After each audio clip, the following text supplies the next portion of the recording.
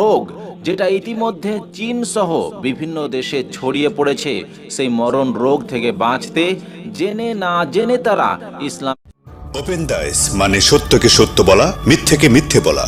আমরা শোনা কথা নয়, চোখে যা দেখি তাই বলি। রোগ যেটা ইতিমধ্যে চীন সহ বিভিন্ন দেশে ছড়িয়ে পড়েছে, সেই মরণ রোগ থেকে বাঁচতে জেনে না জেনে তারা ইসলামের বিধান, ইসলামের নিয়ম পদ্ধতির ওপর আমল করতে শুরু করেছে। এর কয়েকটি উদাহরণ আপনাদের সম্মুখে পেশ করতে চলেছি, যা দেখে শুনে সত্যি আপনি অবাক হয়ে যাবেন। এবং আপনি যদি মুসলিম হন তাহলে গর্বে আপনার সিনা চওড়া হয়ে যাবে, আপনার মাথা উঁচু হয়ে যাবে এবং আপনি বলতে বাধ্য হবেন আলহামদুলিল্লাহ। প্রিয় দর্শক, আপনারা জানেন যে একটি রোগ জীবাণু এসেছে যা গোটা এশিয়া মহাদেশে বা বলা যেতে পারে যে গোটা পৃথিবীতে আতঙ্ক সৃষ্টি করেছে। ডাক্তাররা এই জীবাণু থেকে বাঁচতে বিভিন্ন রকম পরামর্শ দিয়েছেন, কিন্তু আশ্চর্যের বিষয় হলো এই রোগ জীবাণু থেকে বাঁচতে করণীয় যে পরামর্শগুলি দেওয়া হয়েছে তার অধিকাংশই ইসলামের সাথে মিলে যাচ্ছে, যা আজ থেকে প্রায় 1450 বছর আগে মহানবী সাল্লাল্লাহু আলাইহি ওয়াসাল্লাম হাদিসের মধ্যে বলে গেছেন। তো চলুন কথা না বাড়িয়ে আমরা জেনে নিই এই মরণ জীবাণু থেকে বাঁচতে কি কি করতে বলা হয়েছে, ইসলামের সাথে এর সম্পর্ক কি।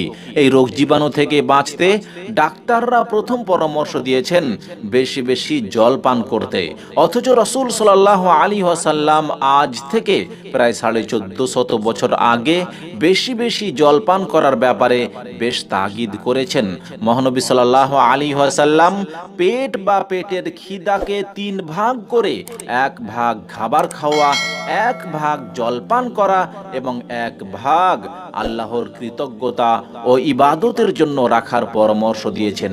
এবং এছাড়াও মহানবী সাল্লাল্লাহু আলাইহি ওয়াসাল্লাম যখনই ওযু করতেন তখনই তিনি কিছু পরিমাণ পানি পান করতেন। তাহলে পানি পান করার ব্যাপারে আগে থেকেই ইসলামে পরামর্শ দেওয়া হয়েছে। নাম্বার 2, হালাল ও মানব রুচিকর খাবার খাওয়া। আমরা জেনেছি যে এই মরণ জীবাণু সংক্রমিত হয়েছে বনের হারাম ও কুরুচিকর প্রাণীর মাংস থেকে, যা চীনে খুব সহজেই ভক্ষণ করা হয়। আর বর্তমানে চীন ডাক্তাররা পরামর্শ দিয়েছেন মানব রুচিকর খাবার খেতে, যা ইসলামে হালাল প্রাণী বলে আখ্যায়িত করা হয়েছে। তাহলে হালাল প্রাণী ভক্ষণ করতে ইসলাম অনেক দিন আগেই পরামর্শ দিয়েছে। নাম্বার 3, পরিষ্কার পরিচ্ছন্ন থাকা, বিশেষ করে হাত, নাক, চোখ, কান এই অঙ্গগুলি পরিষ্কার পরিচ্ছন্ন রাখতে পরামর্শ দিয়েছেন ডাক্তাররা। আর আমরা দেখতে পাচ্ছি যে ইসলামের একটি বিধান হলো ওযু করা, যা দিনে অন্তত 5 বার করতেই হবে। তাহলে কোনো ব্যক্তি যদি নামাজ আদায়ের জন্য 5 বার ওযু করে তবে এমনিতেই হাত, নাক, চোখ, কান পরিষ্কার থাকবে। আর সাধারণভাবে কোনো মানুষ যখন পরিষ্কার পরিচ্ছন্ন হয়, ফ্রেশ হয়, তখন মুখ ধুলেও নাকে পানি প্রবেশ করায় না, কানে পানি প্রবেশ করায় না। অথচ অজুর মধ্যে নাকে পানি প্রবেশ করিয়ে নাক ঝেড়ে ভালো করে ধোয়া ও কানে আঙ্গুল ঢুকিয়ে কান পরিষ্কার করতে বেশ তাগিদ করা হয়েছে। তার মানে কোনো ব্যক্তি যদি সুন্দরভাবে সঠিকভাবে অজু করে তো ইনশাআল্লাহ এই রোগ জীবাণু তার কোনো ক্ষতি করতে পারবে না। তাহলে এই রোগ জীবাণু থেকে বাঁচতে ডাক্তাররা যে পরামর্শ আজকে দিচ্ছে, এই পরামর্শ ইসলামে অনেক দিন আগেই দেওয়া হয়েছে। নাম্বার 4, যে কোনো খাবার খাওয়ার আগে ভালো করে হাত ধোয়া। বর্তমান সময়ে আমরা খাবার খাওয়ার আগে ডান হাত ধুয়ে ফেলি, অথচ রাসূল সাল্লাল্লাহু আলাইহি ওয়াসাল্লাম, সাহাবায়ে কেরাম, তাবেঈন, তাবেঈনগণ খাবার খাওয়ার সময় 2 হাত ধুয়ে ফেলতেন। তাহলে ইসলামে খাবার খাওয়ার আগেও ভালোভাবে হাত ধোয়ার ব্যাপারে গুরুত্ব দেওয়া হয়েছে অনেক আগেই। নাম্বার 5, ময়লা কাপড় দ্রুত ধুয়ে ফেলা। আমরা হাদিস থেকে জানতে পারি যে রাসূল সাল্লাল্লাহু আলাইহি ওয়াসাল্লাম ও সাহাবায়ে কেরামদের কাপড়গুলি ছেঁড়া ফাটা থাকলেও অপরিষ্কার ময়লাযুক্ত থাকতো না। ময়লাযুক্ত দুর্গন্ধযুক্ত কাপড় রাসূল সাল্লাল্লাহু আলাইহি ওয়াসাল্লাম খুবই অপছন্দ করতেন।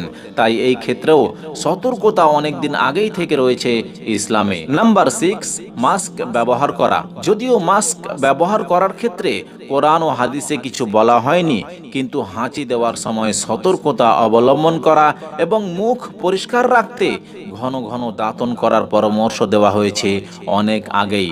তাই বর্তমান বিজ্ঞানের যুগেও স্বাস্থ্য বিজ্ঞানের সমস্ত পদ্ধতিকে ওভারটেক করে এই বিপদ থেকে বাঁচতে, মরণ রোগ থেকে বাঁচতে ইসলামের পদ্ধতি অবলম্বন করতে হচ্ছে চীন সহ পৃথিবীর সকল দেশকে। তাই আমরা মুসলিমরা বলতে পারি যে আমাদের ইসলামের বিধান, কোরআনের বিধান সর্বকালে সর্বযুগে শ্রেষ্ঠ আছে এবং শ্রেষ্ঠ থাকবে ইনশাআল্লাহ। ভিডিওটি কেমন লাগলো অবশ্যই কমেন্ট করে জানাবেন এবং ইসলামের এই শ্রেষ্ঠত্ব প্রচার করতে, মানুষদেরকে এই মরণ রোগ থেকে বাঁচাতে এই ভিডিওটি বেশি বেশি লাইক ও শেয়ার করুন। হয়তো কারো উপকারে আসবে। আল্লাহ পাক আমাদেরকে কঠিন বিপদ আপদ থেকে রক্ষা করুন। আমিন।